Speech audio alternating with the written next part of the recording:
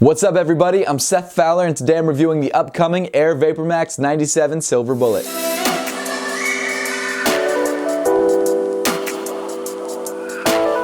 Thanks so much for tuning in today. Make sure to subscribe if you haven't yet and want to see more reviews just like this one. Also make sure to give me a follow on Instagram and on Twitter at @RealSethFowler. With all that out of the way, let's get into it. First off, I want to give a huge thank you to Mula NYC for helping me pick up this pair a little bit early. They're one of my favorite sneaker spots in Queens and they're only a few blocks away, so it makes my addiction a little bit scarier because it's just so easy to grab a pair from there. I'll make sure to leave a link to their Instagram in the description below. So this year, Nike is trying something a little bit different by attaching classic Air Max uppers to Vapormax outsoles. It's funny because the Vapormax midsole and outsole is the part of the Vapormax that I actually don't like. And so when I first heard about these hybrids, I just wasn't a fan at all because I just don't like the outsole. I don't really like the way it feels. It's not uncomfortable, but at least for my foot, it feels kind of unstable. So I initially thought that I was gonna pass on all these hybrid models because it just wasn't something I was really interested in. But then Nike decided to take one of the most classic Air Max uppers, the Air Max 97 Silver Bullet, and attach it to a Vapormax outsole. And I've got to admit, when I first saw it, kind of dug it. To be fair, I tried to talk myself out of this shoe because it's 190 bucks. It's a hybrid sneaker that I don't really love, but then I saw it in person and I had to grab it. So without further ado, here it is, the Nike Air Vapormax 97 Silver Bullet.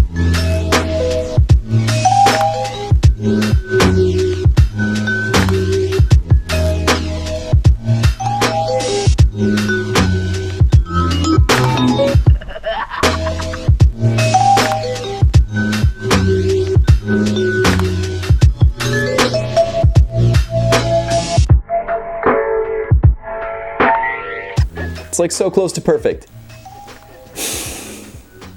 I don't mind it. I don't mind it. Jumping right into the upper of the sneaker, you've got your classic Air Max 97 construction. Running around the base of the sneaker, you've got this matte metallic silver leather. It's definitely not glossy, but it's got a shine to it. It's also got this speckled texture to it, sort of like a spray paint overspray. Moving up on the shoe, you've got this thin white leather accent that runs all the way around the shoe. Just above that, you've got 3 more thin leather strips. And what's special about these strips is that they're actually 3M, so when you see them in normal light, they just look silver, but when you hit them with a flash, they glow.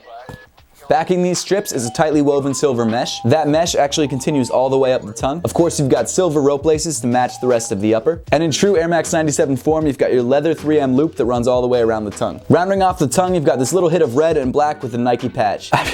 I've reviewed a lot of 97s recently. Inside the shoe, you've got your plush black sock liner and a black insole that instead of saying Air Max on the heel actually says Vapormax. As for fit, the Air Vapormax 97 does seem to fit just like any other Air Max 97. For me, that's true to size, but I would suggest going with your standard Air Max 97 size. However, if you've never tried on a pair, you should be fine going true to size. Continuing back on the shoe to the midfoot, you've got this bright metallic silver mesh panel, and right in the center of that panel, you've got an embroidered Nike swoosh in red. Moving around to the back of the shoe, you've got a black pull tab with red accents, and then running through the center of the pull tab, you've got your Air Max text in metallic silver. Moving down the shoe, we get to my least favorite part of the sneaker, the Vapormax tooling. This Vapormax midsole and outsole is exactly the same as every other Vapormax pair. This time around, it comes in this translucent smoke gray color. Moving to the bottom of the sneaker, you get a better look at the articulated air units. You can also see your traction pads in a more durable black rubber. And then rounding off the pair, on the left side, you've got a red Nike swoosh on the heel, and on the right side, you've got red Vapormax text. Overall, the Nike Air Vapormax 97 Silver Bullet is actually not a bad shoe. I honestly didn't want to like this shoe at first, but then I saw it in pictures, and then I held it in hand,